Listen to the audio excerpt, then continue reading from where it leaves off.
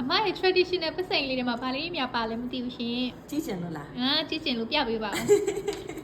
ပြမယ်ခေါ်ဒီမှာ တစ်ချက် ပါလဲဆိုတော့မှာ တထေးပဲတော့အမ ဟိုမှာမရှိပါတယ်ဒီမှာအတန်လေးဒီမှာဒါ ID ကတ်ဒီကအကုန်လုံးဆန်တယ်ဒီမှာ ဟုတ်ကဲ့ပါရှင် ဒီမှာဒါ Maybelline New York Maybelline New York ဒီမှာရှိသေးတယ်ဟုတ်တယ် ရှိသေး ကတ်ပါတယ်ဒီမှာကောင်းစုပါတယ်ဒီဘက်ကဟာလေး အဲ့ဒါရော ဒါလေးလားဒါလေးဒါအမလေးပလော့တော့ဒါခန်းတော့ကိုမှာဟာဒီမှာဒီမှာဒါလေးပါတယ် ဒေါ်လာဒီနော်အမ ပါတယ်ဒါဆောင်းထားတာလေအပြင်လေးပါလေထွက်လို့ကြိုက်တာလေးတွေ့လို့ရှိရင်ဒါဝယ်မယ် ဒေါ်လာနဲ့တော့ဝယ်မှာမချေတယ်နော် ကတ်တိုင်းရောက်ပြီးတော့ပဲ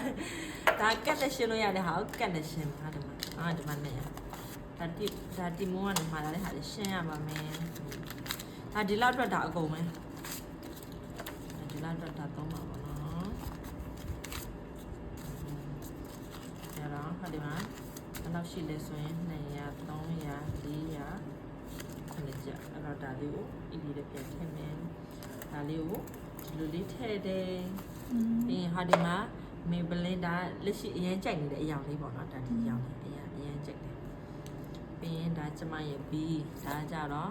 Metro Cat ရဲ့ Anti Cat ရဲ့ဒါပတ်စံ Cat အဲ့ကအများကြီးဆက်နေတာစပင်းအရင်အပြင်ထွက်ရင်အရင်ပူတဲ့အတွက် click လေးဆောင်းထားတယ်စက်ညက် โอเคပါနော်